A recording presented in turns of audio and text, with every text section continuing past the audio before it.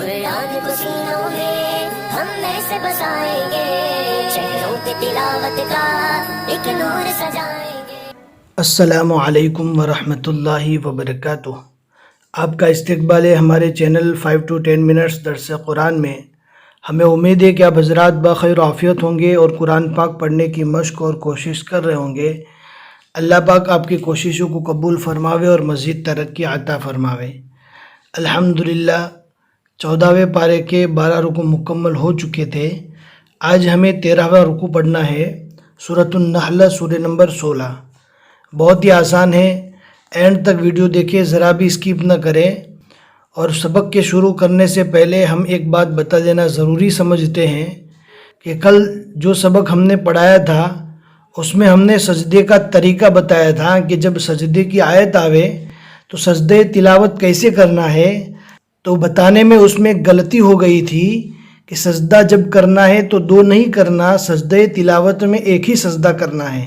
اس بات کو دھیان سے سنیں، اگر سجدہ تلاوت کی ایک آیت پڑھی ہے یا سجدہ تلاوت کی ایک آیت سنی ہے تو ایک ہی سجدہ کرنا ہے، دو سجدہ نہیں کرنا۔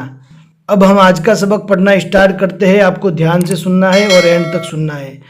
اعوذ باللہ من الشیطان الرجیم، بسم اللہ الرحمن الرحیم۔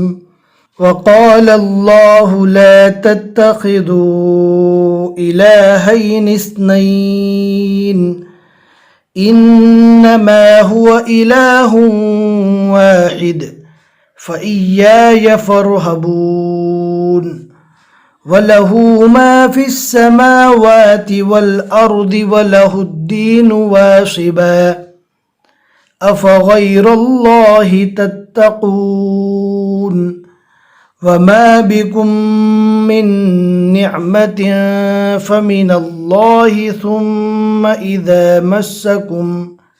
إِذَا مَسَّكُمُ الضُّرُّ فَإِلَيْهِ تَجْأَرُونَ ثُمَّ إِذَا كَشَفَ الضُّرَّ عَنكُمْ إِذَا فَرِيقٌ مِّنكُم بِرَبِّهِمْ يُشْرِكُونَ۔ منکم یہاں پر گناہ کریں گے، حالانکہ میم پر کوئی تشدید نہیں ہے، لیکن یہاں پر اخفاء شفوی ہوگا۔ اس سے پہلے بھی ہم بتا چکے ہیں میم ساکن کے 3 گرامر۔ جب جزم والی میم کے بعد با آ جاوے تو وہاں پر اخفاء شفوی ہوتا ہے، یعنی گناہ کے ساتھ پڑھا جاتا ہے۔ منکم بربہم یشرکون لیکفروا بما آتیناہم فتمتعوا، قف یہ رکنے کی علامت ہے، یہاں پر رک جانا ہے۔ فتمتعوا فسوف تعلمون وَيَجْعَلُونَ لِمَا لَا يَعْلَمُونَ نَصِيبًا مِّمَّا رَزَقْنَاهُمْ تَاللَّهِ لَتُسْأَلُنَّ عَمَّا كُنتُمْ تَفْتَرُونَ وَيَجْعَلُونَ لِلَّهِ الْبَنَاتِ سُبْحَانَهُ وَلَهُم مَّا يَشْتَهُونَ۔ یہاں پر ادغام شفوی ہوگا، میم ساکن کے بعد جب میم آوے تو میم میں گنہ کرنا ہے۔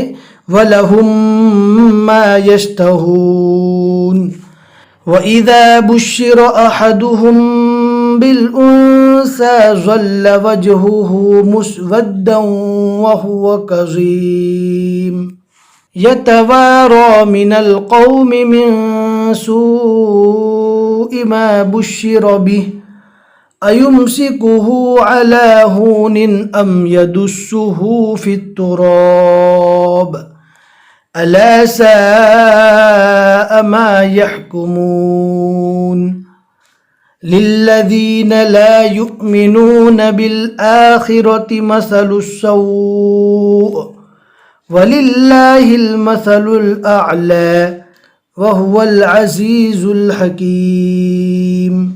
صدق اللہ العظیم۔ الحمدللہ 14ویں پارے کے 13 رکوع یہاں تک مکمل ہو چکے۔ سورۃ النحل کے یہاں پہ 7 رکوع مکمل ہوئے اور آج کے رکوع میں ہم نے 10 آیتیں پڑھی۔ آیت کے بیچ میں 60 لکھا ہوا ہے، اس کا میننگ یہ ہے کہ سورۃ النحل کے یہاں تک 60 آیتیں مکمل ہوئی۔ ہمیں امید ہے کہ آج کا سبق آپ کو سمجھ میں آ گیا ہوگا۔ لائک کر کے ضرور بتا دیں اور اپنے دوستوں کو شیئر کرنا نہ بھولیں۔ پھر ملیں گے انشاءاللہ اگلے سبق میں۔ السلام علیکم ورحمۃ اللہ وبرکاتہ۔